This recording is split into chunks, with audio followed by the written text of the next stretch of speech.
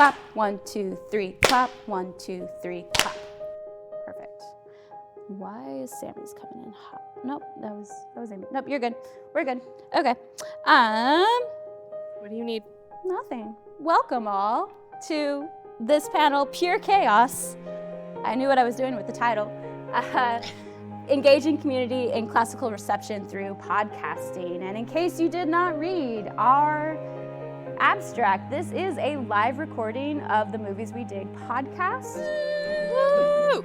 We will be beginning the show kind of talking about what we've been doing with the podcast, why we think it's a great tool that should be employed more fully by the classics community, as well as give a demonstration of what our podcast usually looks like with an opening discussion of KAOS. After that, we open the floor for anyone to comment, ask questions. If you have no problem being on our podcast, we will allow you to be recorded, asking your questions, giving your comments. We would love that. Feel free to also identify yourself as you comment.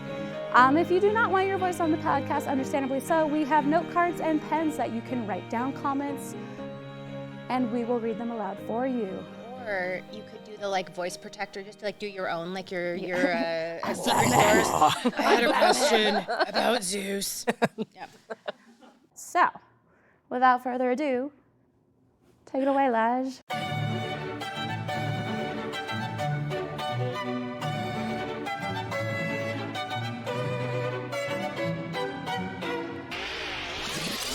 Hello, and welcome to Movies We Dig, the podcast about film, antiquity, and everything in between. I'm Elijah Fleming. I'm Christy Vogler. And I am not Colin, but I'm pitch hitting for him today. I'm Amy Pistone. Yay! Thank you, Amy, for joining us. And we are sad Colin is not here. He's in Greece, though, so we kind of hate him. Yeah. No, he's doing fine. Yeah, he's fine. He's fine. We're going to talk about Greece, but we don't get to be there right now, so unfortunately. Yeah, so Colin and I started this podcast over the pandemic, as I think many grad students did start a podcast over the pandemic, because we were living in separate states and did not have a whole lot of talking beyond our one little office rooms. We were both dissertating at the time and just really wanted to make more connections with ourselves, with each other. We said, let's just, chat and have people that we know come talk to us on Zoom. Let's do Zoom in a better way. And it really just came about as something that we did anyway. We would drink wine and watch movies and talk about them. And look at you now. And look drinking at us now. wine and watching movies and talking about them. Exactly. At CAMWS, and we should mention that we have a very special audience guest today as our audience. Wow, that came out as... I was like, what? I know, verbal blah at this point. It's been a long week, a very fun week for us, but Yes. We want to thank people for coming in to enjoy and gush about KAOS with us, as well as maybe if you want to learn more about podcasting, this is the place to be. Yeah. My first question is for Christy, and I would love you to talk a little bit about engaging the public via social media and why we as academics should be in that space, need to be in that space. Desperately need to be in that space. I did not plan this, but it worked out wonderfully. So a very, very recent study came out. Media Matters did an analysis and found that 9 out of the top 10 online shows access are right-leaning. We found that substantial asymmetry in total following across platforms. Right-leaning online shows had at least 480.6 million total followers and subscribers, nearly 5 times as many as left-leaning. Our analysis, which looked entirely at shows with an ideological bent, found over a third self-identify as non-political, even though 72% of those shows were determined to be right-leaning. Instead, these shows describe themselves as comedy, entertainment, sports, or put themselves in other supposedly non-political categories. And if you look up at the screen, sorry listeners, you don't get to see my screen today, you will see a small infographic. Those dots that are red versus blue is the most popular online podcasts, YouTube shows, and whatnot. And you can see how overwhelmingly red it is. This is a space that you do not have to be political in, but you are definitely a voice that needs to be present, especially when you value classics as being inclusive discipline. So yeah, that is what we've been working on, and we learned something very surprisingly with our Spotify Wrapped this last year. We are not apolitical on our show by any means. No. I think me and Lige both go on feminist rants quite often in our analysis of film and television, and we were very surprised to learn in our Spotify Wrapped in December of 2024 that the people who listen to our show, they also gave us a list of what other shows they listen to, the number one being the Joe Rogan Show. And that felt weird for a moment. We're like, it's basically the same thing. You guys like to ask questions. We do. We're just here asking questions. We talk about ancient aliens. Yes. We're there for it. Kind of. We do. Sometimes you guys look befuddled when someone says something you didn't. Like, oh man, really? Whoa. So it's basically the same show. That's what I'm saying. But upon further reflection, the way that what we talk about on the show, we spent 2 seasons looking at Rome exclusively. We are now looking at archaeology. And it's not too surprising that the audience that goes to Joe Rogan with interest in many, many different topics is more than willing to listen to what we have to say about it as well. So I think it's actually imperative that we find more ways for people to get on YouTube, to get on podcasts, to get their research out, not in an academic conference setting where it can be really intimidating to come into these spaces, but instead sit down, have a drink, chat about a great new television show that came out, or a horrible one, depending on depending on the show. And it's, our popular media is the touchstone for everyone. Like, it's the best way to make inroads into audiences that we might not otherwise. So. All right, that brings me to Amy. Ooh, I didn't know there were questions for you. I told you I had 2. I had 2 questions, and the rest of it was just going to go. As a scholar, like, how do you prepare to come on a podcast to chat about something? Lol, perhaps, but also why would you want to speak as a guest? You have been on our podcast 3 times now. Yeah. And we love having you. And what is your willingness to come talk about silly things with us? Yeah, I watched the movie and note some not terribly informed opinions about. To be fair, when I come on your podcast, I don't have to know things. Like, sure. You guys bring actual knowledge, and I serve as a useful idiot interlocutor about and film words. You guys know them. What are they? But no, I think in general, it's students, I mean, my students love when I can give them a podcast episode, right? It's a change of medium. It's accessible. It's conversational. It is much, much easier to consume than a scholarly article. And so, I think depending on what the topic is, I've been on some podcasts about the ancient Olympics and the development of modern sports where I'm doing a little more prep to make sure I get my years right and stuff. But yeah, I think it's not that different from prepping to teach, except it reaches a much bigger audience. Even things that I've written that probably the most eyes on anything I've written was back when Eidolon still existed as an online journal. I wrote an article about mythological themed drinks that I invented at a bar one time. Nice. Have a brand. You hang out with Liv Albert, don't you? I sure do. And, even that is only reaching so many people. And that's about things I made the local bartender help me create. So I think it just reaches a much broader audience. And what we do, especially those of us in academia who are thinking a lot about the politics of the field, whether or not we explicitly flag it as a politics podcast topic, I think this is how we reach more people to talk about things like, hey, did you know that statues had color on them? Did you know that this movie is actually an interesting depiction of Persians or what have you, right? So I just think it's really important on that front. I will say, and then I'll stop. This is what happens when you give me a question. I asked you the question. This is what I wanted. So I referee football, and I hang out with it's pretty much dudes, mostly white dudes. And the number of times that someone will send me a podcast episode with something like, hey, do you know about this guy? And, Alcibiades, or they listen to a podcast about Medea or about something. And it really is, even people who I may not necessarily 100% of the time agree with their politics, they're entering into this with curiosity. Yep. And I think sometimes in an academic sense, we can shut down that curiosity because we need to be pedantically right, or it's just not the way to engage people. But these are people who want to know more. And when you point out like, hey, here's some interesting things maybe you didn't know about sexuality, about gender, about race, about depictions in movies of different demographics, right? I think that is a way that we reach a much broader audience and get them interested in a more correct and more, I don't know, value-laden way of engaging with the ancient world. Yeah, awesome. Because, I think my next sort of topic is how we might use podcasts in a classroom. And I totally agree that assigning a podcast to listen to instead of an article, it's like the chances of my students listening instead of reading go up 50%.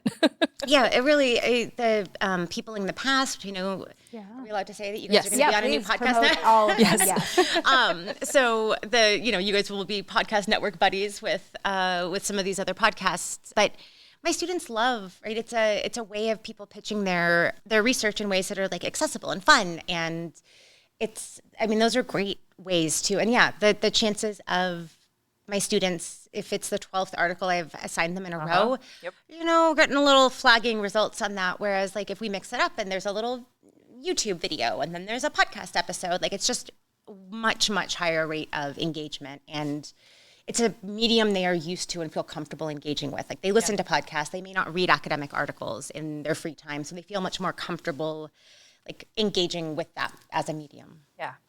I also appreciate them as a creative and iterative genre, I guess. And I sometimes ask my students to make podcasts, either with themselves or with each other, because I think listening to podcasts, and even if it's not necessarily about the ancient world, even if it's about something far more political, it is still modeling having discussions, having interesting discussions, being curious, and that curiosity being okay. And so them getting to turn around and do that themselves has been really fun to watch.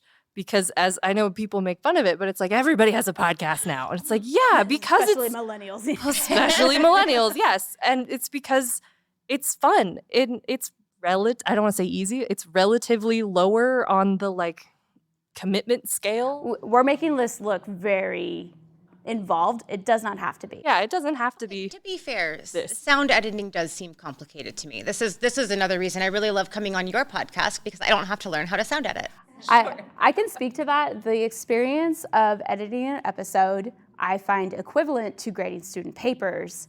It is very mind-numbing, except when you are editing audio, when you grade papers, you can listen to music or a podcast in the background.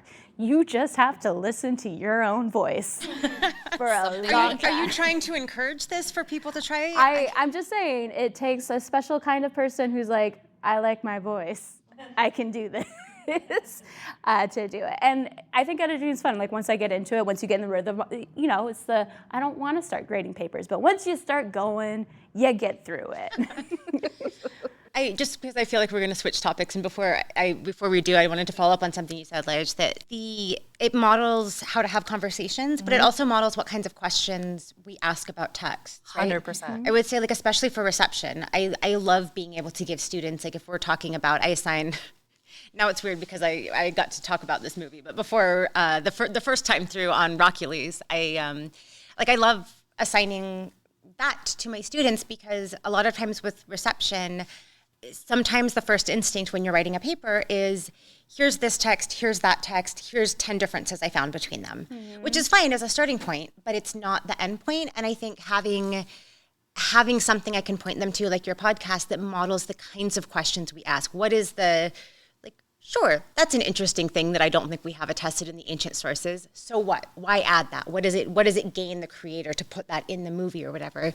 So yeah, I think just in terms of modeling the kinds of things one can do with media, I think having examples of people who are doing that well is incredibly valuable to me as a teacher. Yeah, definitely. I'm going to piggyback on that a little bit more, because you talked about we've talked about curiosity being an aspect, and I know that my experience in the classroom that I was always very, very saddened to have happen is have a student raise their hand and say, this is probably a stupid question. Yep. Yeah.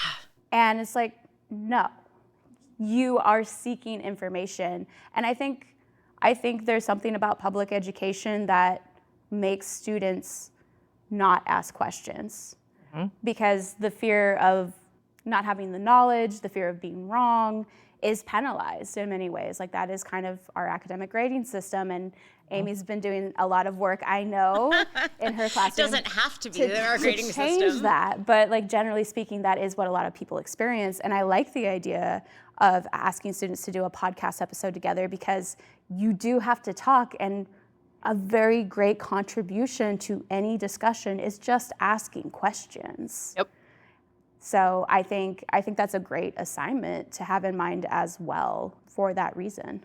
And I think like I said, I don't know very much about film criticism in like a smart way. I just have random plot-based opinions about things. I don't know that much about like cinematography and diegetic music scores or whatever. Like I very quickly get out of my professional depth, but not to like pat myself on the back, but I do think it is useful to be able to show students something where like, I don't know, I'm trying. Like, yes, I'm coming in with my questions, I'm coming in, and like, I definitely say things that people are like, like when we talked about the Odyssey, we're talking with Homer, like, you know, Joel Christensen knows so much more about Homer than I do. Yeah. And I think it's good to model, here's a thought I have, correct me if I'm wrong, but I'm going to put it out there because that's how a conversation gets going, right? That's how we start a conversation, is by putting something out there and then someone corrects it or yes ands it or whatever. And so I think all of that is helpfully modeling. Like I learn things all the time when I come, when I talk to you guys or I learn so much. And I think getting away from that fear of looking silly or doing something wrong and instead getting to like, this is exciting. We get to be curious, we get to be playful, we get to throw some stuff out there. And we don't need to be afraid of looking silly. Yeah. Right? Yeah. That it's totally okay to be wrong. Oh, yeah, we're wrong all the time on our podcast. You're like, oops. But that it's also totally okay to disagree. Like we have really run into a lot of brick walls in trying to convince each other of like the merits of this or that. And like I still don't like animation. I'm sorry. They all hate me for it. But animation is not my thing. And I think, that's just part of the things that we can prefer things as, consumers of media, and having a disagreement is not like the end of the world. No. Sorry, not to counter that, but so you don't like Disney's Hercules? Yeah, it's fine. Okay. I like it. I like it. Me and Colin are also really into anime, so like we go hard for the animated stuff. No, I get like there are different styles I just was curious about like that is Disney animated movies are like such a touchstone of people growing up media. I know. And I obviously loved it as a child, and I do really appreciate it now, and I love listening to the music. I'm just not sure I want to like sit down and watch it for fun. Okay. Yeah. No, that's it, because it's fine to have differences of opinion. Yeah. I think that's a really great. Like we are authentically really good friends. Yeah. Through the podcast. In fact, my friendship with Colin happened through the podcast. Yeah. So that's a really cool observation that disagreements happen all the time and they can be amicable. Yeah. It doesn't have to be this fraught debate like Flint Dibble going on Joe Rogan to duke it out with Graham Hancock. Now, it's great if you can do that. Sure. But that isn't what it has to be. I will say, though, I do appreciate Flint doing that because I think there are some lines that perhaps we should draw, Ancient Aliens being one of them. Because, there's something, about having a difference of opinion about what the archaeological record can tell us or does tell us, and using, racist and horrifically wrong methodologies to continually put down and exploit people. Yeah. And I think, there are people who argue, as we showed, like going to those platforms because that's where the listeners are. Yeah. I think there's a lot more to be said of building up more platforms, giving more options for people to get different viewpoints. And that maybe is a long-term project. Maybe people who are very media literate can go and do that sort of thing. I know politically, Buttigieg. I was like, where are you going with this? Who are we talking about? I know. Buttigieg is really great about going on Fox News and actually just putting forth really eloquent messages that is going to a platform that's huge. Yeah. But at the end of the day, we need to build up our platforms as well. And we need to support each other's platforms, which is why we're doing Namassani, the Memory Collective. We want to work with more podcasts that have similar values and want to create content that is scholarly but accessible. So Yeah. Okay, that's a great segue actually into kind of modeling perhaps an example of a discussion that we would have using chaos as our avenue into this. So on our podcast we always ask our guests, do you dig this show? Do you dig this movie? And why or why not? And kind of what is your experience with the show? So I'll go Amy first and then we'll hit Christy. Some of this we already know, but we're doing it. I extremely dig this show. And I think I really like adaptations that take chances, right?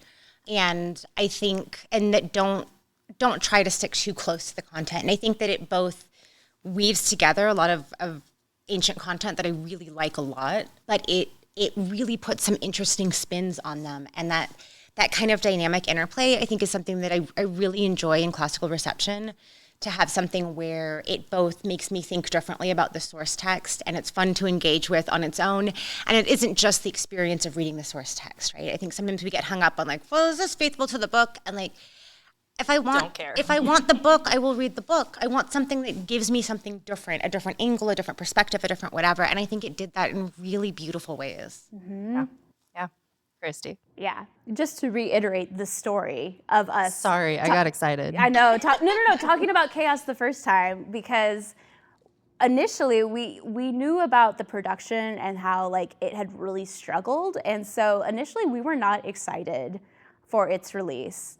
And then Amy saw it, and Amy quickly emailed us, be like, please, please. I think it was all caps. Like, oh my God, I want to call dibs on KAOS. I'm so excited to talk about KAOS. Yeah, and I'm like, well, I guess we're covering KAOS. Yes, we're talking about KAOS. And oh boy, did I not regret it, because it was wonderful the first time. And then the second time that we have watched it was in order to prepare for this panel. But it was also, we had the chance to go to a reception panel, and Anastasia did a great analysis of the three mortal characters that have the same prophecy as Zeus. And it again made me rethink certain things about the show and watching it. So it's always fun to like go to more scholarly looks about how we can think about these shows, but then bring it back and be like, how can we talk about this in a really fun way? So as we're watching it the last few days, I keep seeing Zeus and I keep hearing Elon Musk in my head every time he's just having a crisis. And that's a kind of a new take. It's a new reality from when the show came out. I think we have even more observations of the show. That's why we weren't afraid to revisit it this time. Sure. And yeah, I think it's really sad that this is the only season that we have. Lige, go ahead and tell us your experience with it, and then I did want to kind of highlight a point of where the future of the culture of the media is going. Yeah. I think I really enjoyed it the first time we watched it, like to a very surprising degree. I think I was not expecting how much I liked it, and on revisiting it, I just keep finding things that I like more and more. And yeah, listening to the panel and the folks who even just like chatting in the hotel room watching it, having weird random thoughts has been really, really satisfying. And I very much dig KAOS. And I almost don't mind that it doesn't have a second season. I know I want like all the storylines to wrap up and stuff, but then it can't get ruined. Like they can't fumble the second season. Yeah, they can't f it up. It's good and it's gonna stay good. And I feel like it's something that I can rewatch and really enjoy. Yeah. I think sometimes shows that get canceled before their time, there's the like what could have been. Yeah. That becomes part of the show of like, man, like if Arrested Development hadn't gotten canceled and then, whatever. But like or like Firefly, if they hadn't made the movie, there was like all of these questions about like what could this have been? Right. And I think sometimes, especially like people have put their heart and soul into working on a script for a season, right? And they're pitching it, it never gets picked up. And then it finally does. And it's amazing because they worked so hard on it. And then the second season, they're like, great, now you should do a second season because people liked this one and it was profitable. And the second season's flop. Yeah. Because they have 4 to 6 months to do a second season and they had 8 to 10 years working on that first season, right? Yeah. I will grudgingly say there is something that like, it remains this was so good and what could it have been? And there's never the potential, like we never have to deal with the potential of a second season that is not good. Yeah, Like, that's going to undo all the Gladiator good 2 things. was just not good in a way that kind of, in some ways, I think sort of taints the first, like now I'm just like, oh, Gladiator. That movie that the first one was like really transformative and did all these things, and it wasn't without fault, but, and then there was also that other movie that the only real strength of it was that there was some graffiti that was really funny, and Denzel was having the time of his life. And that should have been the protagonist. Yeah. Yeah, our episode that we discussed, it was still up in the air if there was going to be season 2. And I had a sinking feeling. Maybe it should have been indicative of a lot more things to come, but I had a sinking feeling that if Netflix hadn't quickly, like how well it was received amongst the audience that had watched it, if it hadn't already received word at the time that we were recording that episode, I had doubts that it would get a season 2. And there's someone who worked in the industry that posted something that I think is kind of indicative of those feelings were validated. They wrote, I was pitching a TV show last year, and the feedback I got was that streaming platforms and networks were already prepping for a Trump win by planning to slash contributions from visibility for people of color. A lot of ostensibly independent cultural decision makers, way more than zero anyway, were planning to comply in advance before Trump even got back into office. And I think streaming platforms, we've talked a lot about this, where there's this golden era where so many ideas, so many shows get an opportunity. But also because there's so much media being given to us in our homes by ourselves on our phones, and we don't get to sit down with our friends and watch it together and be like, oh, look, when we first see KAOS, his overall thing is down, like an Amazon. Oh, that's so cool. It's so good. And like that's, thank you, Sammy, for that observation. That was wonderful. Shout out, Sammy. And it's like those little moments that you can't individually catch on your own through a single watch through, but doing it collectively as friends and communicating about it is such a improved experience. And we try to replicate that with the podcast, but that's after we viewed it. Right. And we've talked to creators who put stuff on Netflix, and the onus is on creators to promote their shows and to get the numbers, the eyeballs, and everything in order to have the story continue. And I think it's really so detrimental. quick. Yeah, it's really detrimental to these projects. Yeah. Because if they don't get the numbers in the first week, like they're making decisions at Netflix based on like, hey, do you have the numbers right away? And I don't know, like that cuts off a lot of potential shows that like need a little while to like a slow burn kind of thing that's going to build, and it's going to get word of mouth, and people are going to talk to their friends about it. And like, if you do not watch it when it drops, like your show might not exist anymore. Yeah. And I think it is also something that I begrudgingly like from HBO, in that they do drop one episode at a time for a lot of things. Because I think it does give shows that chance to build and for people to talk about it and to start sharing more about it and to create those like theories and questions and even have viewing parties that when like 8, 1 hour episodes drop in one night, you're not going to have a viewing party for all of it. Well, and if you think about every single show that's been like a huge phenomenon recently, right? It's ones that are once a week. Yep. It's White Lotus. Last of Us. Severance. Ted Lasso was a week by week one. Yep. Like there are all of these shows where you could like, oh my God, did you see that episode of that thing? Like Severance, every week I'm talking to people about like, oh my God, that thing that happened, or like, oh, now I have more questions. What are they going to do? And like, I think it does, as much as I love to binge a show, I think it actually hurts the experience because we're meant to consume media together. Like I work on tragedy, so I'm like very much, you watch this traumatic thing together and you deal with it together. Yes. And I think there is something that something is lost when we always watch everything on our own. And there was a weird almost, I don't know, it wasn't a replacement, but during COVID, we would kind of watch things together, but separate, right? Yeah. And I think we don't have that anymore, which was kind of an experience of, we would have movie watch parties where we'd all start the episode at the same time. Yep. And I think we don't even have that, now, like if a new show drops on Netflix and you binge all the Arcane, right? Like it just comes out and it's a show, like it's a great show, and I know it's animated, but so good. It's so Just gonna good. crawl under this table. I'm sorry. look, I know some people don't appreciate the beauty of animated art. You know, you just don't respect animators and the work they do, but that's fine. Crawls under table. But no, I think like it's just a different experience of consuming media when it drops as one big bucket and you can't talk to someone after. Episodes are designed to kind of have a plot that, like, I mean, most shows, like, there's an arc for that episode. It's not just a 12-hour story that you chopped up randomly. Like, it's meant to have an arc for an episode. And when there's not a second to digest said episode, like, I feel like such a, like, well, back in my day, we watched one episode on the regular television every week. But, like, it kind of, there's something different, right? Yeah. It's a shared experience that I think we fractured as people in the United States, and part of that is the fracturing of our media. I think really is involved in that in a lot of ways. So, yeah, I would just add that like the movie going experience is also kind of interesting in that regard. So different. It's very different. I've just started going to like a theater again fairly regularly because they serve alcohol at that one and it's fun.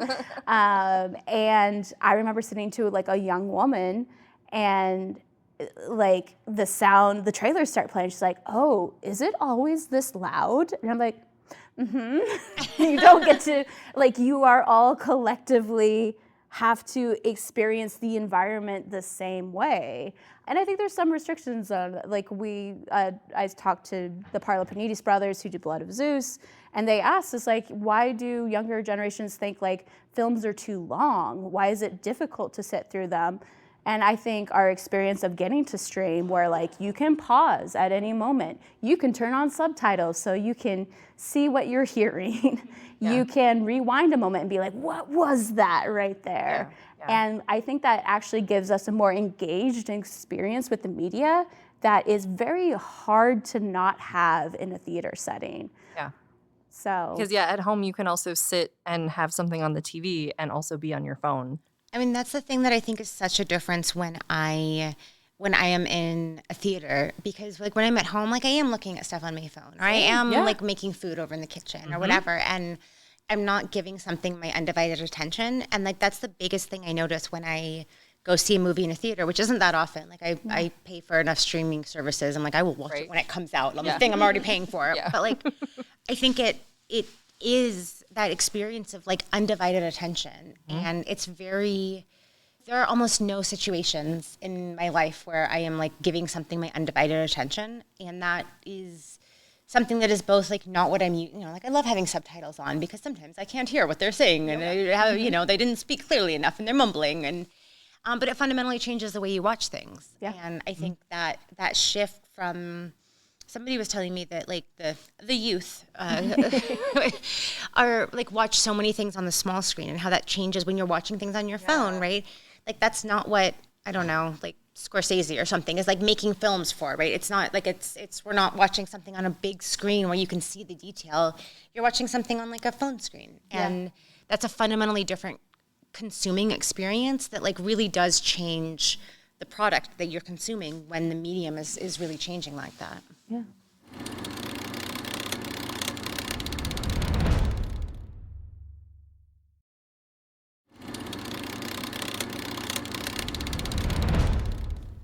All right, and I think with that, we can open the discussion more broadly. So we have some people in our live audience. If you guys have comments or questions about podcasting, about KAOS, about anything in reception in general, feel free to ask. We are also quite savvy about starting to talk about some different things as well. So, hello. Thank you so much for doing this live show. This is amazing. Thank you. So I was wondering, with regard to KAOS, what you all thought about the casting, especially when you have, like, the heavy hitter like Jeff Goldblum in the lead role of Zeus. I wonder if there's, like, a star power there, especially with some other roles that he's played recently, right? Like The Wizard of Oz. Yep. And if any of that is maybe, like, coming into, like, how you perceive him as a character and his characterization of the King of the Gods. Yeah. Can I? Yes, I know you want to. I Go do. for I it. really want to. I know Colin had an issue with Jeff Goldblum being Zeus. He said he couldn't Boo, see. Colin. Yeah, boo, Colin. He said he couldn't see past the Jeff Goldblum of it all. And I get that. I do get it. Get that? But I also think he was perfectly cast as this kind of megalomaniac, kind of like frenetic. Which is what he's been Weird. doing lately. But it is his thing. Yeah. It's his total vibe. But the thing that really got me was just this casual cruelty that he has throughout the whole series, where he flicks his wrist and Prometheus is on, chained to the rock or is sitting by the pool, and he doesn't seem to care. And it's just these tiny little things that he does that I think really speak to what we see in Zeus as a character throughout myth, as someone who is so convinced of his own power, someone who feels very insecure about that power and has that sort of manic nature to him, but also just that absolute pure casual cruelty of don't really care about anybody else. Yeah. Yeah, and I think that was what's interesting. I mentioned that I was just hearing Elon Musk all the time. Yeah. But what's interesting, when that cruelty is happening, he doesn't, I think we imagine cruelty being loud and vicious, and he's just nonchalant, torturing the Tacita. Yeah. He's just using his normal speaking voice. It's like, I need this information. Oh, that probably hurt. And it's scarier because of that, because it does not, it's not emotional, right? And yet everything he does, he's the most emotional one there, it feels like, even though when Dennis is killed, Dionysus tears up, and we feel very connected to Dionysus as a real emotion. And it's actually, now I don't want to call Zeus emotional. I want to just call him irrational, and it has nothing to do with actual emotion, actual caring. Yeah. Yeah, I think, so I will, because I hadn't thought about the Wizard of Oz intertext there, but I think the, God, who does he play in the, Thor Ragnarok? yeah, the collector? Or The game master? Yeah, whatever. Anyway, Whatever there it he is. plays. Yeah. And he has several of these roles that I do think it's really seem fairly face blind, and I rarely recognize. He is someone that is recognizable enough that I recognize him between roles. My partner will stop things, do you know, do you recognize that guy? I'm like, no. He has a beard, and he didn't have a beard last time I saw him. How would I recognize him? But Jeff Goldblum is a clear, and because he's had a run of these type of roles, right, where it is this, I mean, even he's doing commercials for apartments.com or something, and it's still it's a similar vibe. He has a vibe, and having that as Zeus, I think is I'm sorry, I'm going to go on a tragedy scholar tangent, but this is such this is the Zeus that you see in Prometheus Bound. This is the Zeus who's not there, but you hear Prometheus is talking about this Zeus. And this rewatch, I'm really into how they play with the Prometheus character, because that is such, most of the time we see an established Zeus, and he's scary and he's callous and he's all of these things, but he's not, I don't know what the word is, not insecure and the emotional. I mean, he is that as well in this, but he's his rule isn't secure, right? And that you get this idea of, in the Prometheus Bound, Zeus has just become Zeus. And we don't know how it's going to go, right? He's the third in a cycle of kings of the gods, and this could just be the next step before the next cycle. And you see this snapshot of a Zeus where you get what kind of king is he going to be? What's he going to look like as a ruler? And I think between the he thinks Prometheus is his best friend. Yeah.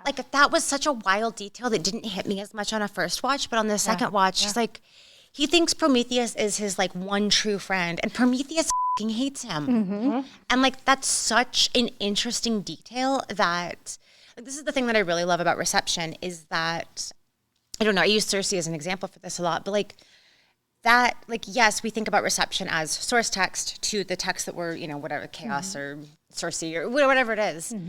But it works the other way too, right? It works, I can't go back and read the Odyssey. I can't go back and read Prometheus Bound without having this other perspective in mind. And that way that it feeds back on the source text, I think is so interesting. Most of what we see Zeus in is not the Zeus of Prometheus Bound. It's the Zeus of like, he's secure, he's comfortable, like no one's going to really threaten his rule. There's always that like idea in the background that like maybe the next cycle of son overthrowing father, but it doesn't happen with him. Yeah. But the Prometheus is that window into this particularly sort of tenuous state in his rule as king of the gods. And you know, the next time I teach, like if I teach Prometheus Bound, which I've been wanting to do for a while, like I don't think I can not teach chaos with that, because it's such an interesting intertext for that to think about, like, what is this depiction of a king who is this fragile? Yeah. Yes. Yeah. And I think it's that fragility that makes you think of Elon Musk, especially. Yes. And so, like, this brings us back to the panel that we listened to. Yeah. Anastasia's paper, where she was looking at the mortals who share the prophecy with Zeus. And I think one thing that's interesting is it's the same exact prophecy and they all interpret it into their lives differently, which goes back to something the Fates say towards the end of the series of like, it's only as real as you believe it to be real. It's like, you could just ignore it and it could just not actually impact your life, or you can incorporate it into your identity. Like every person has an individual prophecy and they read something into it about what happened during their lifetime. Yeah. And I thought that was really interesting. And so Anastasia's paper really focused on like how the three mortal characters that have the prophecy are, I want to use a gender other.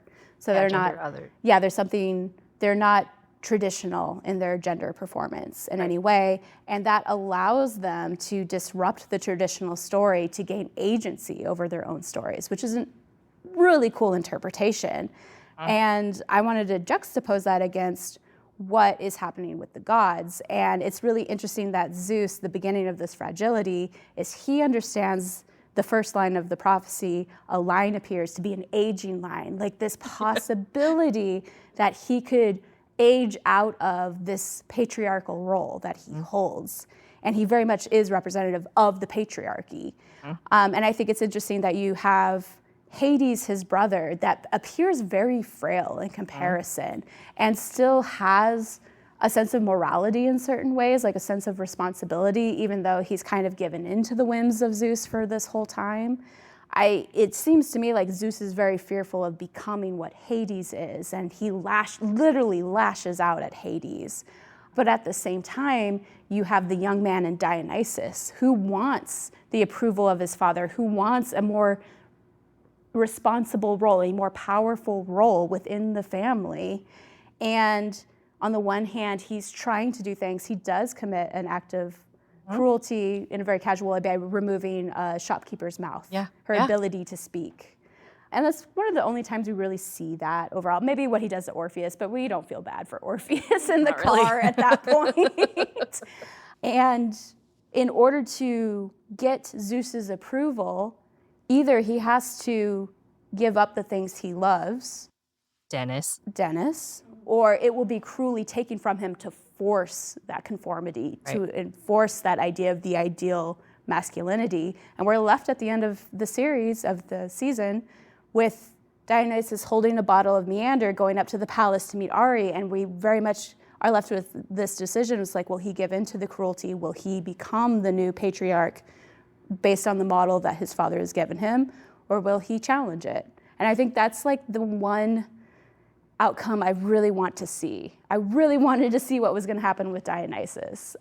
And again, it's like this is an observation that would not have happened without more conversation, more academic conversation about the show overall, which is why it's fun to be in these spaces. Yeah, because I think the reversal of multiple myths is something that I certainly missed on my first watch, and talking about all three of the mortals as actually gaining more agency in their stories, because the big one is Orpheus and Eurydice, and how is very much a Eurydice-focused story, and she gets to decide, she gets to choose, and she says, no, I don't want you, Orpheus. She says, you, basically. She says, you, which is brilliant, and it was one of my favorite ways that story has ever been told. But the fact that Ariadne and KAOS also have reversals in their stories, that they also create much more agency and get to choose. So yeah, I loved having that discussion. I think the fact that KAOS in traditional myth actually embraces what we might call the toxic masculinity of becoming a ruthless warrior, versus in this one, KAOS is loving and caring of Photis, of Riddy, of his mom. Even though he even feels betrayed by his mom, he still truly believes that she loves him. And we could argue that final scene, all of the care that he showed for those people, it flashes through as his mother is brought back, which is, oof, it's so good. Really good. I like, okay, first of all, you mentioning Photis, I'm like, oh, baby. I know. I was rewatching with, like, my dog was next to me on the couch as we were watching, like, it's like, but what about my dog? And like, divers don't get dogs. Like, oh, you. Let the dogs love water. Let them have a dog. Yeah. But yeah, it was like one of the things that over the years, like, you know, there's some texts that like we teach over and over, and because like the text hasn't changed, but I've changed over the years, right? And like I see myself in different parts of some of these texts. And one of the things that in my reading of the gods over the years in Homeric stuff or in tragedy or whatever, it's that there is something, like nothing means anything if you live forever, right? And like, I don't know, I was raised on Tuck Everlasting. Like it's a very things don't have meaning. Your decisions mean nothing because you're going to live forever. Everything will happen eventually because you live forever. And like none of your decisions have meaning. And when we get like in Iliad 1, we get the cut from like these incredibly costly decisions. And then we pan to the gods and nothing, they don't care. They're having a party and they're laughing and they're drinking and like, and on some way, I think there is a sense that obviously, like, you know, gods are powerful and it'd be cool to not die and have sad things happen to you or whatever. But like, I think there's also this sense like gods can't grow. They can't learn, they can't change, they can't grow because they are forever. Yeah. And they're static, right? We have gods, you know, even if you're like Apollo and you're in like a permanent F-heap status, you still don't grow. You're in a coming of age and you never change that. And I think the idea that like humans can grow and like that is, our decisions matter because they make like, do you go back with Orpheus or do you say, no, I don't want to do that? And like, whatever Hera decides that like at the end, I mean, what does it matter when you're the gods? Yeah. Right. But I think that idea, and I think we see it in ancient texts, but it also jumps out to me a lot when we see modern receptions of like the ability to make decisions about who you become. And for the most part, the gods don't ever have that. And that is something that is enviable, right? Like, I think there's a sense really like kind of under the surface in Greek mythology of, I mean, not that what we have is better than the gods exactly, but kind of, right? That there is something, you can impart meaning to something because of the temporality, because of the fact that eventually this goes away. A decision has lasting consequences and you don't make that choice and you make this choice and your life has changed. Yeah, I think we see that with Dionysus at the end in his conversation with Persephone, where Persephone is like, you caring about that kitten actually is a strength and maybe you should embrace your humanity. And I think that's why at the end we see him holding the bottle of meander water and he gets to choose, is he going to embrace his divinity and the role that his father might place for him in this patriarchal structure, or will he embrace his humanity and give up the immortality? Hear me out, because I know you're like, that's the one decision I wanted to see played out. And I actually really, to draw on what you said, there's like, I like that we don't know. Yeah. That is one of those things of like, because isn't that kind of, not to be like super meta and whatever about this, but like, isn't that kind of the question we all face of like, do we become the systems and the patterns that have harmed us? Whether that's, I don't know, getting a position as a tenured professor, do I impart the kinds of shitty things that were done to me as a student about like hazing through my qualifying exams and or do you not? Do you reject the system, right? Like I don't know why. Apparently I'm just gonna have this be therapy now, but like I talk to my students about like as a former pick-me girl growing up, like I feel like there's a lot of like I really understand that kind of internalized misogyny thing and like the decision to like, do I keep doing that? It's profitable. Like that is a thing that you can trade on of being a girl who's not like the other girls. Yeah. Or do you take a different path in your life? And like, I think we all on some level, like, is it gender? Is it race? Is it sexuality? Is it whatever? Like, do we perpetuate the systems that we are impacted by, or do we choose to do something else with the meander water? And like, so I like that it leaves it open. If we're not going to get like conclusion of all the stories in a perfect 5-season arc, like I like that it 3 leaves seasons. that. It was supposed to be 3. Was it 3? Yeah. Okay. But a perfect 3-season arc, or if we're not going to get all of that and hear the whole story as it was designed from the start, I like that question is open. Yeah. Because like that, I don't know, the possibility there, it kind of, I like that. Actually, Yeah. This is Sammy, friend of the pod. What's funny is I was watching it literally with you guys, and I still didn't see like Dionysus holding the meander water and looking at the palace and as like a decision between those two things, which like with the knowledge of, you know, everything that had happened, that obviously does make sense. But my first understanding of it was like he was gonna give it to Aerie or something. And so my like understanding of the storyline as it could have gone was like crazy different, it sounds like, than what you guys and I think rightly, obviously. But I think that's what's fun interpreted about as. leaving it open in the end, because and that's what's fun about reception, right? That's what's fun about our individual prophecies, is we interpret it to mean it what we want to, and we present evidence for why we think that interpretation makes sense, but we can't ever definitively say, yeah, that's what's going to happen, which is kind of cool. Hi. So I'd love to talk a bit about the Trojans. I know while I was watching the show, I was happy I was watching at home, because that was the thing that like I kept wanting to pause or talk after an episode and wonder, where is this going to go? What's going to happen with Ari? And just what the ramifications are of Styanax being alive and all of them living the way that they are now. So... Yeah, and that storyline is even more poignant today than, again, when it came out a few months ago, in terms of they're a migrant population that have experienced, like, they're asylum seekers. That was just where I'm throwing it up to someone to keep going. No, I think you're right. I think the current context really highlights, in a way, like, it makes that reading much more salient of like, okay, this is like, who was it? Was it Andromache maybe? Or I'm trying to remember who, maybe it was Hecuba, was saying like, you know, like the city that adopted you. And she's like, what kind of parent adopts a child and treats them like this? Mm-hmm. Like, you think we should be grateful for, you know, we're in a segregated society, we're being treated terribly. And I do think that, I mean, especially after like recent news articles about who should be grateful for what. And like, it's hard not to read those echoes into like, oh, I like, yes, the demanding that someone be grateful for their not as bad as it could have been treatment is, it just hits different now than it did 2 years ago or whatever. Yeah. That actually reminds me, so I very much felt okay with it only being 1 season, but the more you guys are talking about it, I like, especially with the Trojan side of things, Prue had the Trojan mark, and she was so Annoying. but also like conforming. I mean, she was very much by the book, and everything was, you know, you were supposed to follow the rules and do as you were told, and she seemed generally happy to do so, but that doesn't seem at all But similar she was also to dead. Yeah, that's an interesting question. Did Prue die in the fall of Troy?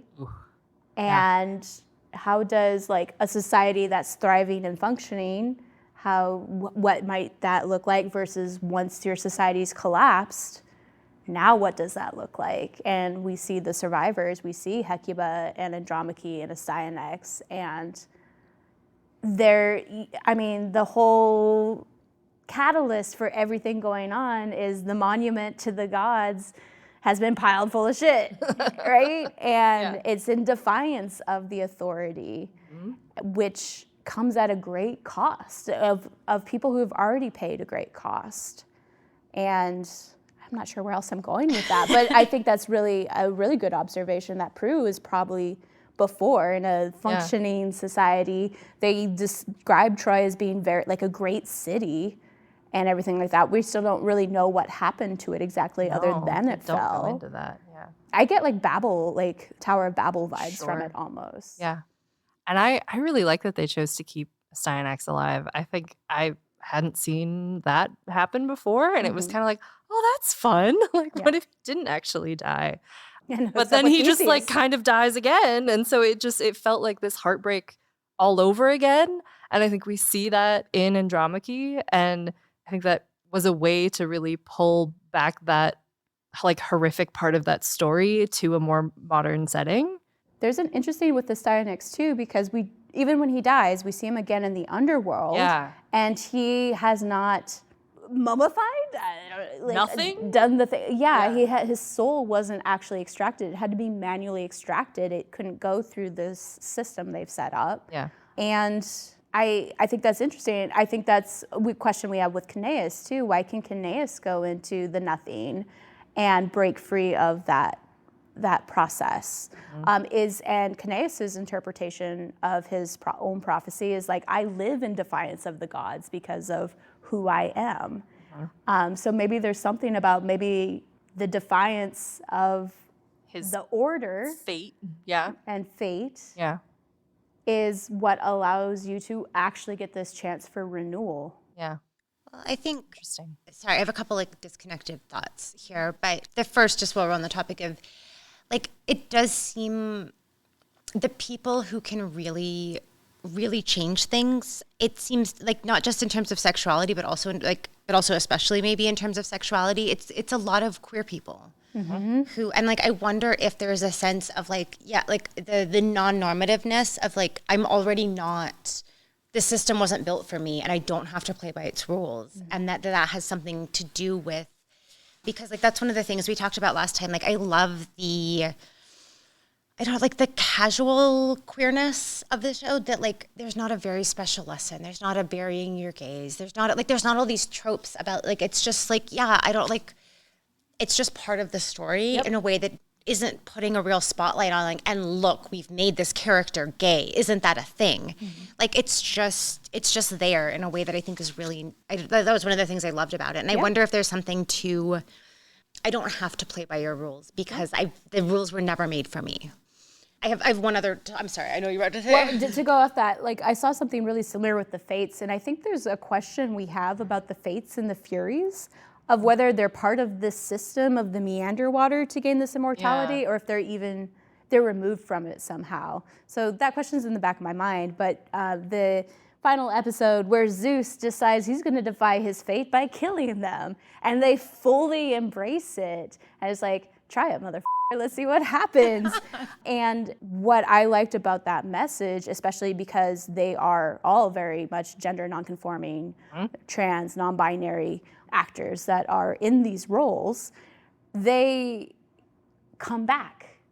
So the patriarchal structure as represented by Zeus that tries to destroy these entities, these individuals that exist, will always exist no matter what the patriarchy does against them. And I thought that was like a really cool, subtle message at the end that I only picked up on the second watch. So, well, until you mentioned like the Styanax stuff, like I hadn't thought about like how queerness functions in that, like, not to shout out like what happens when we come together and talk about things with other people. Like I hadn't noticed that at all, but like thinking through the way that there is, like, queerness operates in kind of like, I don't want to say like a superpower, but it kind of is, right? Like, the ability to navigate a world that wasn't made for you is something that can also help you survive that world, right? Like that you have developed the tools that you have to survive. And I don't know. The other thing I was saying with Prue, I had wanted, like, this is, I don't know, man, this was like years ago in some different political crisis. I remember, like, it was something I saw on like Twitter, and it just has really stuck with me about that there is no amount of like siding with whiteness, siding with patriarchy, saying that will save you. You know, maybe you'll be the last one, you know, if you're constantly like selling out everybody else for the patriarchy, and you're on board and you're playing by all the rules, like, that will not save you at the end of the day. Right. You are still expendable because, like, and for Prue, like, it doesn't matter, like, did that help you? Did that help you not die, that you were playing by all of the rules? Clearly not. Like, you're in the underworld now. So I think that idea of like, there isn't an amount you can comply that is going to protect you from oppressive systems. Like, it ultimately will, the system will still get you even if you try and play by all the rules. Yeah, I think it's interesting too because the idea of compliance, and there's moments where she goes like, "You didn't get in trouble for like this thing," and I think it's really interesting because she kept talking about how like she kept applying to be a diver, kept applying, and like she follows the rules, and then she finally gets it, and then Riddy sits down at the table. She's like, "This table's for divers." She's like, "Oh, I am one." She's like, "You just got here." And it's like this idea that, oh, it's because of her dedication, her compliance, she finally got this role. But it literally is like a middle finger to her. It's like, no, we just need more divers. And yeah, so Prue is a very interesting character that. Yeah. And also like unresolved, right? Like she Yeah. was buried without a coin in this universe. And so I'm like wondering I'm just thinking way more about Prue now. I know, I did not, like, I have never until, like, Sammy, until you mentioned it, like, I did not, I don't know, like, Prue's just like a NPC that's just, like, there for whatever, so that, like, KAOS and, like, all of these other people can have contrasting. She's just a foil to, like, cool people who have cool stories. And, I've never thought about her in this much detail before. Fun. Like, I love this. Yeah, she definitely feels like a character that could have had like a surprising much storyline down the yeah. line. Yeah. Well, especially if like at the end when Andromache and Aerie are like, help me rebuild Troy, I feel like it was really setting up for something to like go back and talk about the Trojan War and like talk about what happened to Troy and like why are these people refugees? Why are they in Crete? Like how did we get there? Why haven't we rebuilt Troy? And maybe that would have given us, I don't know, just more of that background. I do, now that I'm just chewing on things that you all have surfaced here, like, I think, and maybe this is, again, just the political moment we're in, but the way that the Greeks destroyed Troy, right? Whatever happened, presumably the Greeks destroyed Troy if we're basically in the canonical world that we associate. And, like, to have destroyed a place and then treat the refugees like shit is not an entirely foreign concept. Like, oh, did you destabilize an entire region and now we're entirely sympathetic to the people of that region? Like, what must that be like? And so, like, I think that, like, I just think it's really interesting to think about. Like, you could, I mean, we don't, the world building outside of Crete and Olympia is we don't know what that looks like, right? Yeah. I think it's interesting. Like, you could have, like, why hasn't Troy been rebuilt? Yeah. You wouldn't have to have this system of refugees and, the segregated kind of system if not for that you destroyed their home. And now you're mad they're here when you took away their home. Like, Yeah. Yep. Yeah, it's one of those, I think I quoted this in my paper on Gladiator, but one of the scholars I quoted just pointed out how like our films are in political conversation and sometimes they make these astute observations that because they're responsive to the moment that might anticipate because you're always trying to create a what if, right? Whether in the past or in the future or in an alternate world, but sometimes those what ifs become prophetic. Yeah. And I feel like this show kind of did that. I think a lot of our media does that in hindsight, right? Like when you're Epimetheus and you're like, interesting. What if maybe did I make a mistake? Yeah, couldn't be me. But no, I think this is one of the things when we talk about like, is Euripides a feminist? And like, no, probably. I don't know. I mean, I don't know the guy, but like, the fact that you can see a feminist message in Shakespeare, in Euripides, in whoever, like, doesn't mean that the author was a feminist. It means that the author, more often than not, is an astute reader of the human experience, right? And you are putting elements of the human experience into a story that, like, I will see something different than, like, I'm sure what I get out of, I don't know, Taming of the Shrew isn't what Shakespeare intended, but I don't particularly care about that.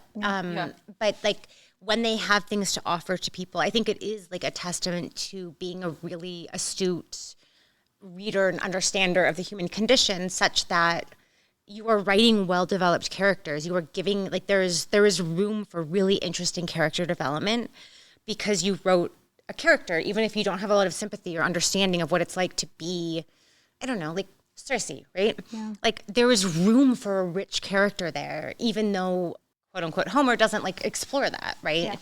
And I think in a similar way, like, I think people who tell a really good story, there is this room for other readings and other interpretations and other lenses on it, because if you can understand how humans work, even if you do, like, you can describe and you can replicate even if you don't understand. And I think that's what gives some of these things staying power, that they were created by people who like got humans on some level. Yeah. This is more of a question, I guess, kind of more directly, something that you said earlier, Amy, and I mean, we've all kind of discussed it, or you It's guys my have question, anyway. Becca. You commented that you really like it when reception pieces and film and things like that take risks and don't follow the original storyline to a T.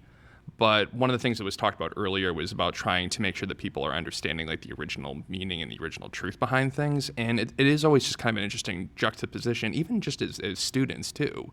When you have a student taking an exam or trying to learn about something from antiquity, the balance between the adaptation and appreciating that as an art while also still staying informed about what the original version was. And I just was curious about how that's something that really any of you kind of handle as you go about embracing the reception and the modified pieces while also still trying to keep an anchor on what the original source was to appreciate the changes. Yeah, can I take a first crack at this? I have so many thoughts on this topic. So I will say, so I've done, well, actually, especially there's people in the room who do like receptions in modern media and antiquity and media studies and things. I've done a fair amount of work with like fan fiction as a framing device for thinking about all kinds of literature, but the way that, you know, we write ourselves into the story and we read ourselves into the story at all times. Good Lord, Christy.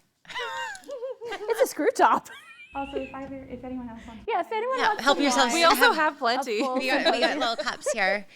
I have never once discussed media with them while not having a drink, so I wasn't about to start today. But no, I think there's, God, now I'm going to screw this up. Old Futures, I think, is the book. Alex Lothian. I could be wildly misquoting that or misciting this, but anyway, they talk a lot about like fanish affect and the way that like when I encounter media in a fanish way, like with the orientation of a fan, and that is an epistemology. I don't always know if I'm using like special philosophy words in the way that special philosophy people want me to, but it's a way of approaching a text, right? It's a way of reading a text. I'm a fan of this. I like it. And my liking of it is going to inform my reading because I want to give it the benefit of the doubt. There are texts I don't give the benefit of the doubt because I don't like them. And I've decided at some point in the past I don't like them and I'm not giving them the benefit of the doubt, right? And I think that's how we all operate with media. Like, I don't like the person who made that. Like, I don't know. There's things he's done that are fine, but like I don't particularly like Zack Snyder. So I'm not going to give him a more generous reading than what I have to when I encounter a text. Whereas there are creators that I adore their work, and even when something seems like I don't immediately like that, how can I salvage that, right? But I think any kind of fanish affect is really different from how I read as a scholar, which is very different from, I'm a literary scholar, and I have a good friend. I'll shout him out. He's been giving me a lot of attitude lately, so I've been telling him I'm not gonna cite him when I talk about things that he's done that are good. But so Zachary Hertz, who works on a sort of different things, and he's a historian, and he does not love reception the way I do, and he is not really a fan of like myth retellings. Just doesn't. That's not his thing. And some of it is like, as a historian, he thinks differently about where his allegiances lie. He owes something to the people. He owes something to the historical events in question. And he recently wrote an article about Elagabalus and about like, if we want to read Elagabalus as a trans icon, we are taking at face value people who hated him, right? Huh. And that isn't like doing justice to this person. I read literature from a literary perspective, and I'm not thinking about what I owe to the people. Like, I don't care what I owe to Euripides, nothing. I owe him nothing.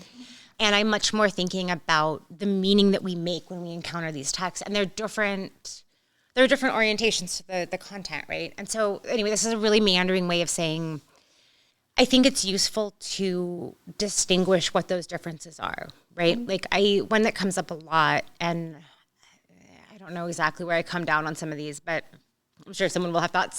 Hades and Persephone retellings, right? Mm-hmm.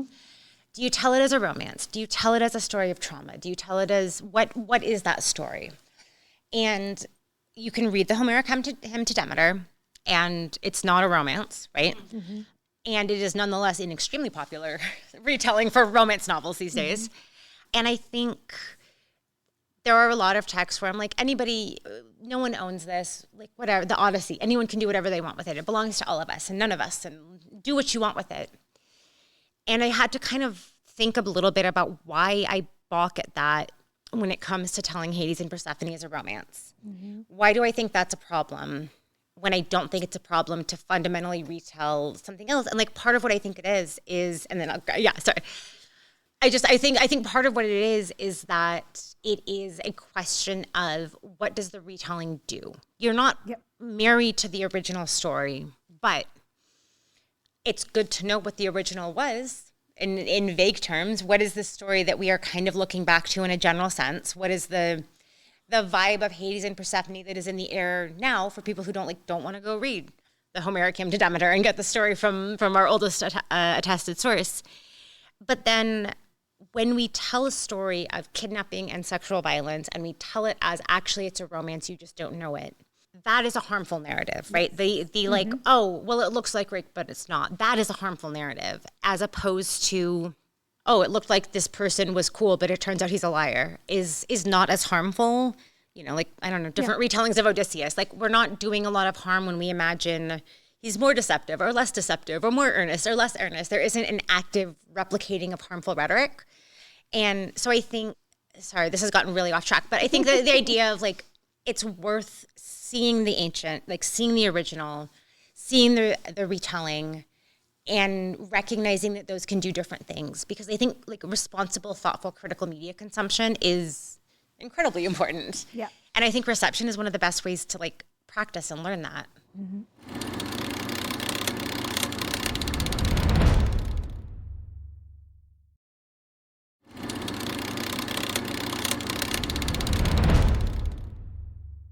I'm Anyway, sorry. you have thoughts about Hades and Persephone. Hit me. do, yeah, that is actually what my entire master's thesis is about. my goodness, And so okay. you brought up like my favorite topic in the world.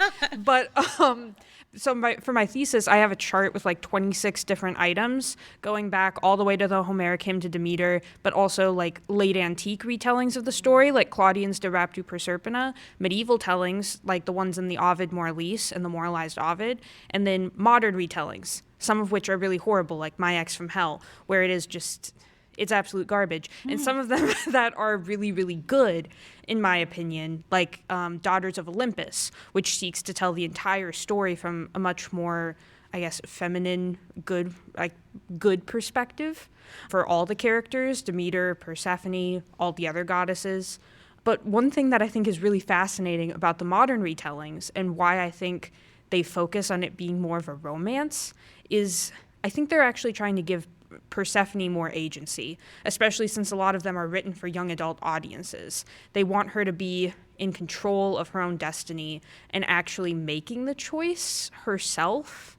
And it's interesting because she can then also interact with these complicated emotions with her mom, right? That we kind of didn't know much about till post-Jungian psychologists looked at like she's just like middle-aged girl. Like women. she's just an abstract girl in like the Homeric hymn, yeah. Yeah, and so it really fleshes her out. But have you read any Anne Suter? I have not. Okay, she also actually writes a few really fascinating books and articles about how she thinks Persephone actually has agency even in the Homeric hymn to Demeter, and actually argues for feminine authorship of the Homeric hymn. And I'm sorry, I'm not, go ahead. Oh, no. But I think it's also fascinating to think about Persephone even having some agency then. And I mean, not that because it's definitely still not okay that she's raped, but still the fact that she's like, oh, I can at least get something for myself out of what I'm choosing to do in this scenario. And I guess that's how I rationalize some of the changes, because it is like, that's the big question that I'm wrangling with in my thesis, is why are we not paying as much attention to the mother-daughter versus the romantic? Well, and I think, oh my God. So I am a good friend of mine in grad school was like, I kind of like, I don't know, I'm feeling like maternal authorship here, because there is an element of, one could read the Homeric hymn to Demeter as kind of postpartum depression. You can read postpartum depression into the loss of a child, right? or the death of a child, right? Grief over, like that. There's ways that, because it is, we talk about this as like Persephone's been kidnapped. Persephone doesn't consent, and that's all true. But it's a story about Demeter, right? It's like the title is The Hymn to Demeter, and it is thinking about what it is. It's really like the spotlight is on the mother there, and the putative son-in-law or whatever is, like, is not the focus of this thing. It's her anger at her brother, or no, well, I don't know, her whatever, her her daughter's father, who is also her brother. But it's I generally read it as an allegory for what marriage is like, that you are being like, a daughter is being ripped away from her mother and the only home she's ever known, and she's going with this guy that she doesn't know anything about.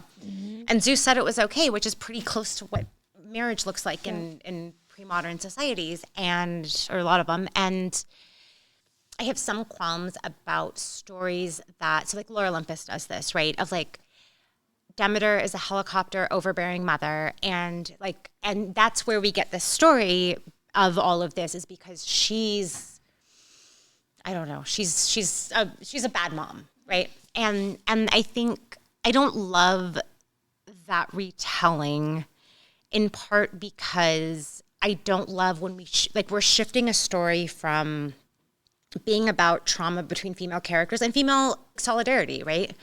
Hecate is the only one who helps.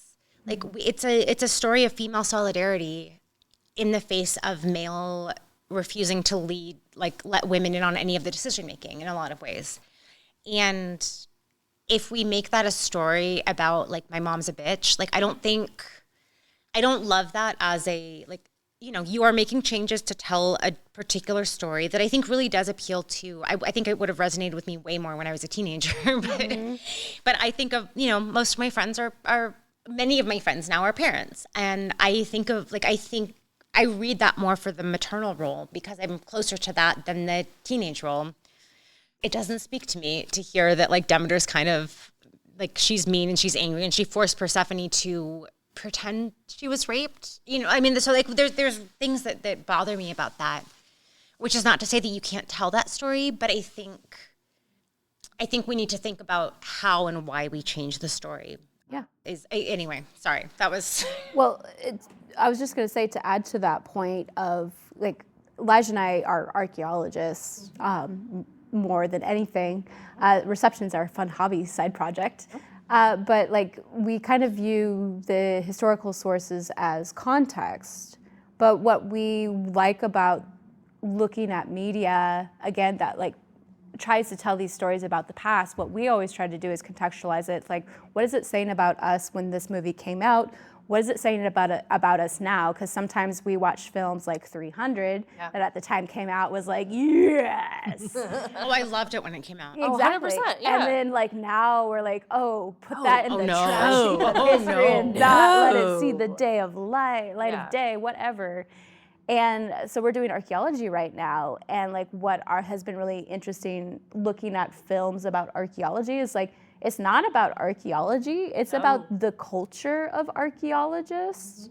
And it's kind of interesting because Indiana Jones is, again, a reflection of the culture of archaeologists, but it also then informed the culture of archaeologists after they came out, because I mean, anyone who a ton of people went into archaeology because of Indiana Jones, for sure. Yeah, exactly. And, like, the heavy drinking, the, like, having a weapon, the certain aspects about it that did become, like, a major component that I don't know necessarily existed before. I wasn't born before the movies came out, so I can't say for sure. But I think that's why Movies We Dig feels like a good space, and Reception in general feels like a good space, because, again, we can provide some distance in these stories being fictional, these stories being about the past. But then we can really talk about what's happening right now. How do these movies, how do these media make us react to it? Sure. So Amy reacting from more of the maternal perspective to that story versus, I think, I read Lore Olympus and thinking about growing up more with parents who are very involved in making you succeed. So much of your life is just planned out. that you feel like you've lost agency through that relationship than something else. And I think discussing it is what's important, right? Because we can recognize the pitfalls of both perspectives in that regard. Yeah, I think the pedagogical opportunities that come from something is what I like to be able to focus on. So especially I'm thinking of the first Gladiator movie here on like I watched that in an intro to archaeology class. Like one of my professors showed us Gladiator. Not to say like, look how accurate, obviously, but to use it as a starting point of like, this is, how we think about the city of Rome and how it was planned and how the Colosseum was built and why it's called the Colosseum and all of those different things that we could pull out of a piece of media that was also entertaining us at the same time. Well, but just kind of circling some of this back to KAOS too. You have the relationship between, Persephone and Hades, for example. And it's a much more affectionate relationship, and Persephone has so much more agency and power. I mean, you have David Thewlis falling asleep at his desk. Like it's a very... That's the guy that plays Lupin, right? Is that the Yes. actor? Okay, yeah. But there's just such a different dynamic there. And, going back to how changing the source, and I do think it's very important to try to be able to educate students on both the original and the adaptations, because there's an art to that. But circling back to what we were talking about sort of at the beginning of this, it's a lot easier to have a student, or it's a lot easier to get the student to sit there and listen to a podcast or watch a movie rather than read an old text and maybe a 30-page scholarly article that talks about how the original source was. So finding that balance between engaging with these newer versions and appreciating the art while also finding a successful way to make sure that they understand where it originally came from and how it originally was. That can be a really tough balance. 100%. I love the line when we're talking about the Persephone character. Like, I love how I can't remember exactly the wording of it, but she's like, why did you guys make up that story? She just says, why the story? Yeah. And I love that line so pomegranate. much because in particular, I think I'll go back to Circe fits into the gaps in the Odyssey, right? Yeah. Like the Odyssey could be a complete, the Odyssey and Circe can coexist. Yeah. Right. Whereas some things can't, if we want to be thinking about, and this is, I think, a very modern way of thinking about canon, but there is an instinct with comics to we need to fit these together. So if this guy was here, but then he was also here and it doesn't seem the same, we need coherency, we need consistency, we need to get that plot continuity there. And which I don't think is a thing that ancient Greeks feel. No. But I think for a lot of modern readers, this idea of which texts can seamlessly coexist with each other and which texts are fundamentally they're incompatible, right? And I think so I think about Euripides' Helen, where instead of Helen never went to Troy, it was an Eidolon, and she was in Egypt the whole time, and she did nothing wrong. And it sidesteps the question of her blame. Was she kidnapped or did she go willingly? And it actually neither. It's a whole separate story going on over here.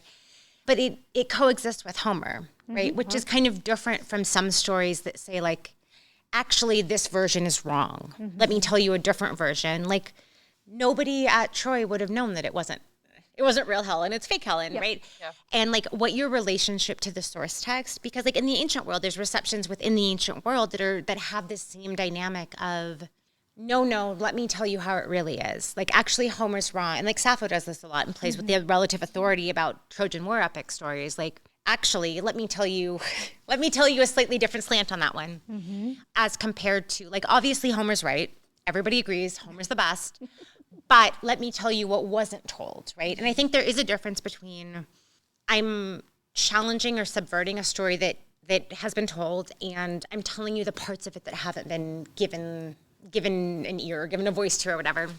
I think a lot about those different relationships to the source text, which is all to say, to your point, I think it's really good to pedagogically tease those things apart, because I think sometimes we conflate them all with oh, this is based on a Greek thing. And we don't think as much about why do we now like this version when they then didn't like that version? And I think that's the real question. That's the real what has changed between us and them. Some things seem very familiar about this text. I could imagine someone writing this, today versus oh no, I don't want that as my takeaway. Absolutely not. And so I think the focus and the message ends up being this thing that shows us like how we are similar or different.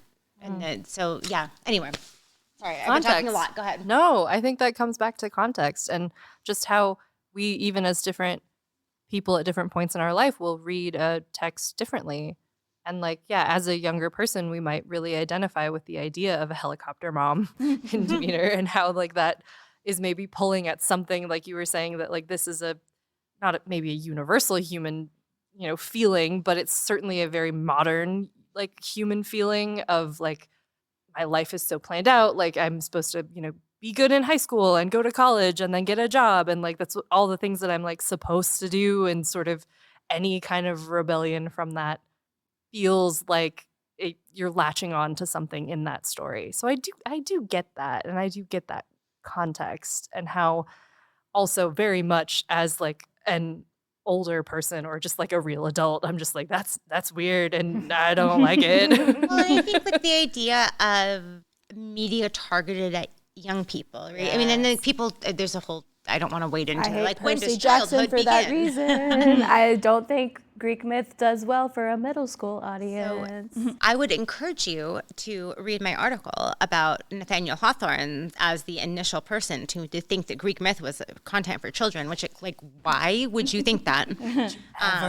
But I think it's like the idea of our children people, which like sounds like a ridiculous thing to raise, but like there's a lot of debate about like when do we think of like our conception of what childhood is, depending who you listen to and agree, like when does that become a thing? And the idea of literature for like young adults, but we're really talking about minors, about children, right? And that is not targeting literature for them before John Newbery, before, again, I argue Nathaniel Hawthorne, but like before this, it's a pretty modern thing. Yeah. Like otherwise, like the only reason you make things for kids is not to entertain them, it's to educate them. And scare them. And scare them, yes, which is education. Yeah. You scare them into compliance. Good education should be scary. That's what we've all known for years. But like so when we think about a story that like speaks to a younger audience of like, oh, my mom doesn't get me. Like there's a reason that we don't see that in the ancient world, I think. I mean, it's because they're not thinking about literature as like we want it to be entertaining. Like you get these just absolutely like boring, obnoxious. I mean, it's the kind of like John Newbery has these like, they're just the most obnoxious little like couplets of rhyming stuff about like B is for bat. And that's why my friends know that I care. I mean, they rhyme, but like, they all have some like extremely heavy-handed moralizing in them. Yeah. And the idea that children should be entertained not just for the end goal of teaching them something, but they should be entertained in their own right because it's good to tell stories that entertain people. That you feel seen in. Yeah, and like that's such a weirdly modern concept that we don't think about, like that's something, I mean, a couple hundred years. Like Yeah. And so I think sometimes with that reception, like the fact that we are having that conversation about Percy Jackson, about, young adults, a teenager whose mom doesn't let her do the things she wants to do. Like that's such a modern conversation that shows us how different we are. Like sometimes we collapse that distance between ancient and modern, and like it's good to remember there's a distance there, right? Yeah. Like it's nice to see like, oh yes, for all of human time, like everyone has always. The only thing I really think is like for all of human existence is I think we've all always thought dick jokes are funny. Like I do farts and dick jokes and like people tripping and falling. Like these are always been funny. Happened last night and we were like, and are you okay? But like amazing. Now that I know you're not injured, amazing. That was phenomenal. It's nice to see similarities and to see ourselves in the past, but it's also really useful and also like accurate to all of the evidence we have to remember that we're really different from the past. Like what we think, bodily autonomy, consent, agency, who has a fully formed mind or brain or whatever. Like, are women a half-baked version of men, or are they like their own, like, do they have a human agency that isn't like that they're approaching men? Like, is that it's good to remember that on some fronts we're so different. Yeah. We have just a few minutes left, so I wanted to make sure, go back to our audience and see if there are any final questions or comments you guys had. Yes. We've got time. We can have one for each of you. I'll keep my mouth shut because I think I'm the problem here. I've been going on and on. You put a glass of wine in me, and I'm I like, put two glasses of wine in you. I have 10 to 15 points about this that I'd like to make. No, and that was a great discussion there, but I and kind of circling that last point, I think that sometimes it's worth thinking about what makes humans human in sort of a psychological process versus how they are as a cultural entity. Because the culture can change much more quickly and much more radically than how we sort of are wired to perceive certain things in the environment. So that, analyzing how they remain the same and how we've been able to change and, theoretically improve and all of the different categories that we could look at and that have been discussed, I do think is a pretty useful exercise. So again, it's just, in a lot of ways, I think it's just about getting that rounded perspective that we've talked about before with context. So not an overly illuminating question, just kind of a final thought, I guess. Love it. It's love a great thought. I suppose, but Because I attended your guys' panel the other day. It was excellent. And I know you spent some time talking about the agricultural revolution and how, yes, over this long period of time, going back to immortality and how it creates stasis versus humans are able to change and develop over time. I think one thing that's really interesting, we have a friend from University of Iowa, Shelby Putt, who studied, this connection between, Sorry, like the Civil War historian? Are we talking about someone different? Not the guy that was on Ken Burns' Civil War? Isn't that guy's name Shelby Foote? Shelby Putt's a woman. Oh, Foote. Putt. Shelby Foote is a historian on Ken Burns' Civil War. I was like, are you friends with that dude? I'm so sorry. She, for her dissertation, was exploring the connection between language development and stone tool making and how it, again, a collaborative learning process of how developing shared audio symbol language is developed as part of tool development. And again, I just come back to this whole experience of podcasting with that idea of humans truly develop and evolve through discussion with each other. Yeah. And that is probably one of the greatest developments ever in humanity that we're still practicing and figuring out today. In a lot of ways. Sometimes our technologies get in the way of that, even when they're supposed to make that easier. Yeah. I know I said I was going to keep my mouth shut, but can I say one more quick Yes, thing? I'm sorry. I have a colleague who does a lot of work with orality and literacy, and I co-teach with him sometimes, and it's given me, thinking about, how much writing is a tool, and how fundamentally, not just that writing is a tool, but that writing is a tool that fundamentally reshapes how we are as people. 100%. Right? And I think that idea, God, I'm going to be so obnoxious about this, but so Donna Haraway has a thing about the Cyborg Manifesto, but thinking about how the technology, it's not a tool that's outside of us. It's a technology that becomes part of us. And writing in a lot of really substantial ways changes the way we think about communication and storytelling and interaction with one another. And so, I think this, when we're thinking about what it means to be in community with one another, part of that is part and parcel with the technologies that we're developing. We didn't used to have podcasts. We didn't used to have, everything right now in this technological moment that we're in, it is changing who we are because we are ourselves and also the tools that we use as extensions of ourselves, right? Yeah. No one's kicking us out. We're fine. Well, I actually just wanted to bring it back to KAOS for a moment because also Thank you. thinking. The thing this was about. I have two quick things. First of all, I'm very salty that Demeter was not at all in KAOS. Yeah. And Aphrodite was supposed to call Zeus daddy. Messed up. Also, the second thing, thinking about, I guess, especially films geared towards children, but just reception and how it sort of, what you said about how it informs differences from how we are to how the original text was perhaps received. I guess what can we pull from KAOS? What's our favorite sort of takeaways for things that seem necessary for the moment now? Yeah. Ah, such a That's good like question. the perfect final question. Look That is at such you, a good just, question. I I mean, know. sticking the landing. Right? I'm off on some bullshit about like cyborgs and stuff. Thank you for bringing us back.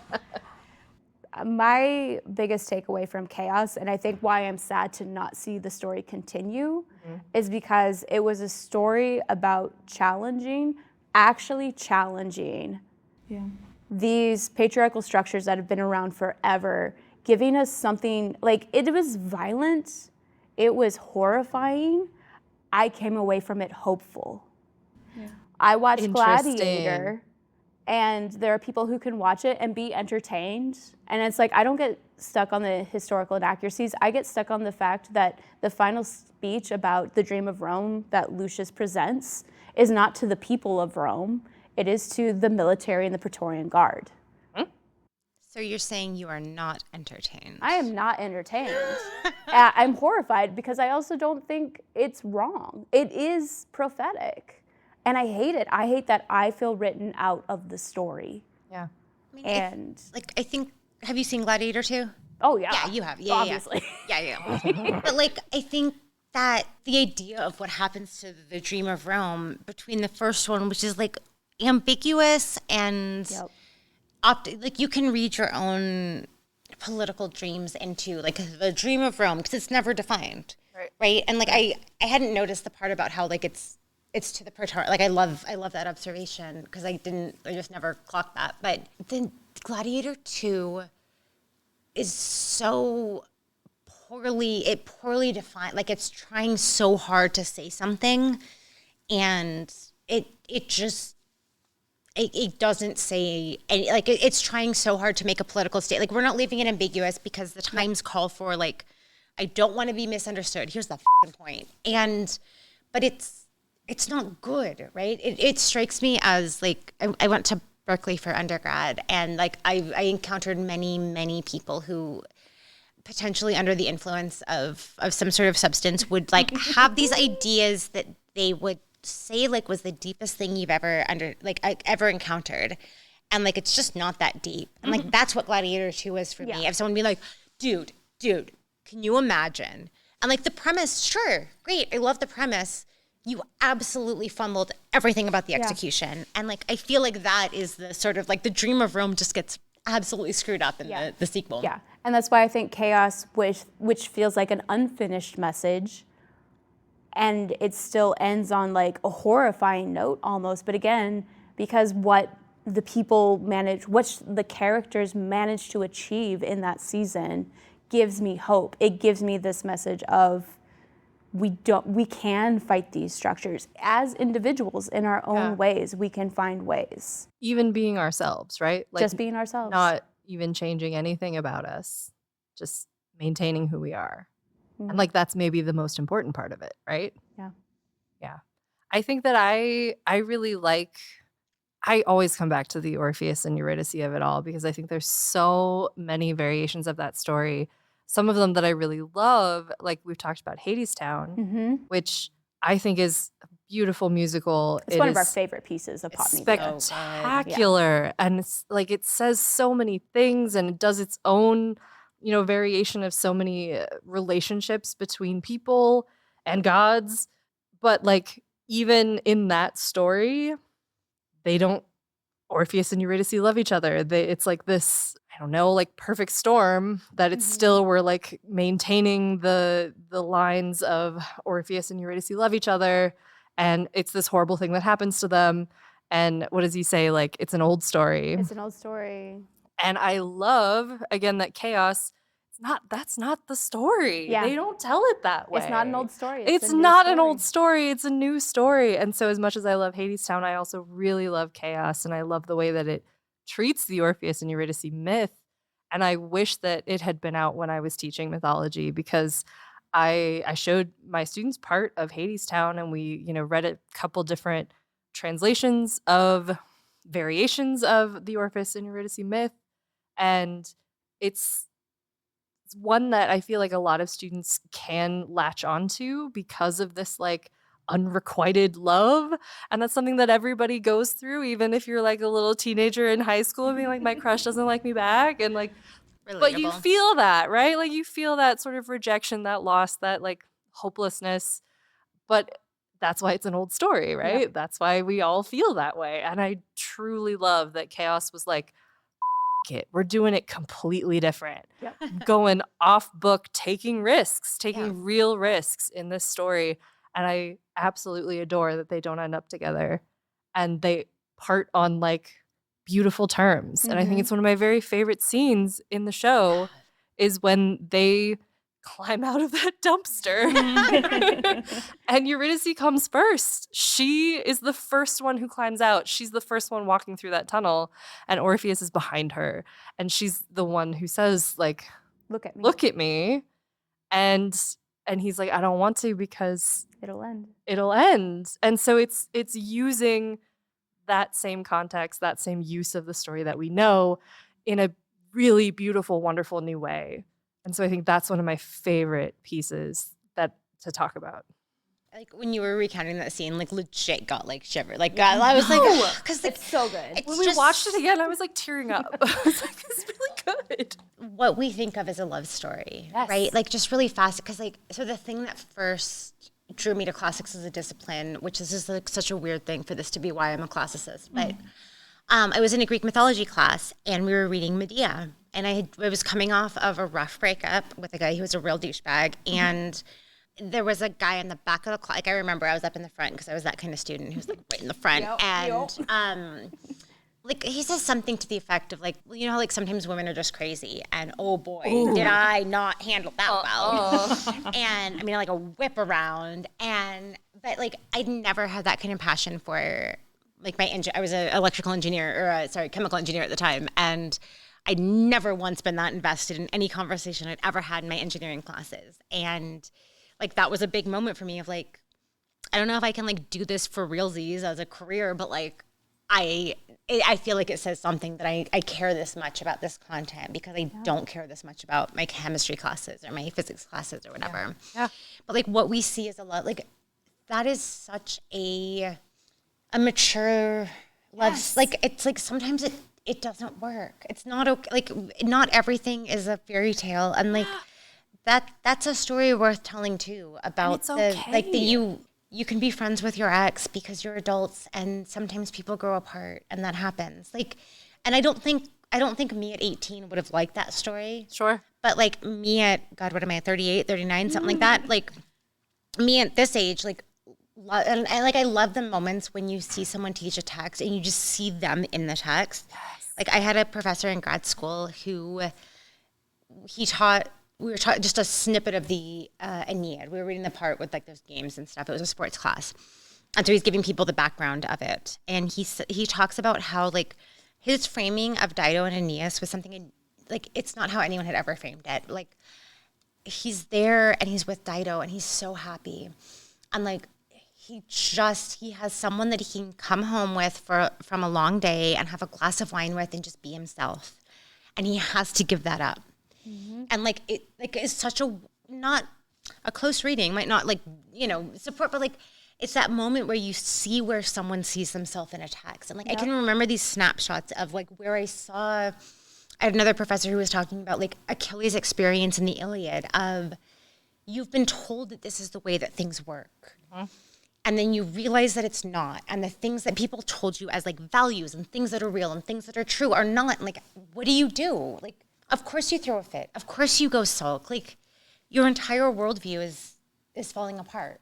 And like, anyway, I think like when we talk about what constitutes a love story, these kind of like, I don't know, at times like melancholy and modern love stories are really interesting. Anyway, the thing that I like the most about this is the worst way of possibly answering a question, but I like how I always read like as gods are to heroes, kings are to normal people, as like that's the kind of metaphor that we think about what are our heroes doing. And like that's such a hierarchical structure, and it's such at a time where the division between your normal people and your heroes, or your mortals and your gods, like if we think about like wealth inequality or power structures, like is bigger than it's ever been. I love a story that says that it doesn't have to be that way. Yep. Because Greek literature never tells us it doesn't have to be that way. Yeah. The gods are what they are, and they will be that forever, and you better get your shit together or you're going to be smited, right?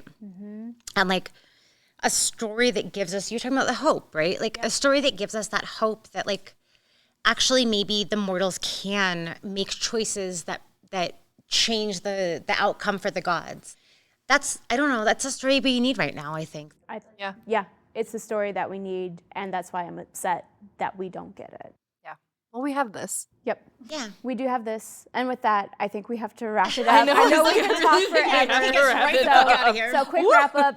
Special thanks to our live audience today. Thank you for your questions and comments. Special thanks to Amy for stepping in and being our first guest host in a while.